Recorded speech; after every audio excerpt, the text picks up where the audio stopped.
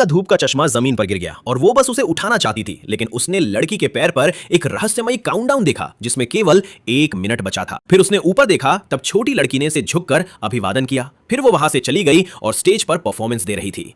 मीका को जजों ने इस तरह बाहर कर दिया, लेकिन मीका, जिसके पास बहुत कम समय बचा है, इतनी आसानी से कैसे हार मान सकती है? मीका ने जजों से उसे एक मौका देने के लिए कहा। जजों को भी मीका में दिलचस्पी थी, इसलिए उन्होंने मीका को एक टास्क दिया। मान लीजिए कि मंच पर एक आदमी है जो आपसे प्यार करता है। आपको किसी भी तरह से उसे लुभाने की कोशिश करनी है और अपनी एक्टिंग दिखाने के लिए आपके पास केवल 30 सेकंड है। यह सुनने के बाद मीका की नजर मंच पर खड़े एकमात्र आदमी पर पड़ी। मीका सीधे उसकी तरफ दौड़ी। ब्रदर डाओ मजबूत कदकाठी का है। मीका उसके पास आई और सीधे उसकी आंखों में देखा।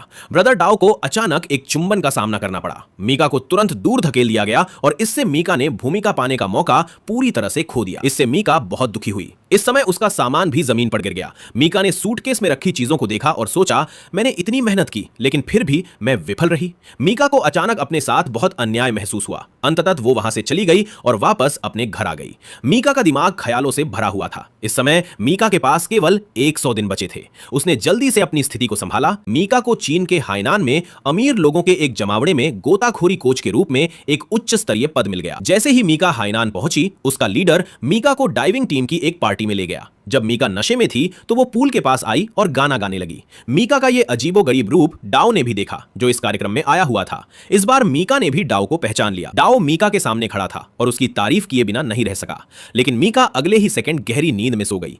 इस समय डाओ पहले से ही हैरान था। जब मीका दोबारा उठी तो वो एक अजनबी कमरे में थी। कमरे में किसी आदमी के कपड़े टंगे हुए थे। मीका हिम्मत करके कमरे से बाहर निकली। डरी हुई मीका बाहर की तरफ भागी। तभी मीका को अपने कल के सबसे मूर्खतापूर्ण काम की याद आई और वो शर्मिंदा हुई। आज मीका ने सही काम किया। वो डाइविंग कोच के रूप में तैयार होकर अमीर लोगों की यॉट पर आ गई। लेकिन जब मीका ने सोचा कि सब कुछ खत्म हो गया है, तभी एक हाथ ने मीका को अपनी ओर खींच लिया। ये डाओ था। डाओ को भी इस समय पता चल गया था कि मीका यहां क्यों आई है। मीका नींद में भी डाओ के बाल खींच रही थी और गा रही थी। फिर वो बिस्तर पर कूद पड़ी थी और बिना कोई आवाज किए वहां से भाग निकली थी। इस बात से डाओ बहुत नाराज था। जल्द ही अमीर लोगों की डाइविंग गतिविधि शुरू हो गई। मीका ने उनके समूह के साथ गोताखोरी शुरू की, लेकिन ठीक जब वे वापस लौटने वाले थे, मीका और अन्य सभी लोग यॉट पर आ गए और किसी ने ध्यान नहीं दिया कि डाओ गायब था। इसलिए मीका फिर से पानी में कूद पड़ी। उसने ब्रदर डाओ को ढूंढ लिया, जो पानी में अपनी सुध बुध खो चुका था। जब मीका ने डाओ को पकड़ा, तब जाकर उसे ऑक्सीजन मिली। लेकिन ठीक जब मीका डाओ को वापस ले जाने वाली थी, तभी एक अविश्वसनीय घटना घटी। मीका की 100 दिनों की जीवन की उल्टी गिनती वास्तव में इस पल रुक गई थी।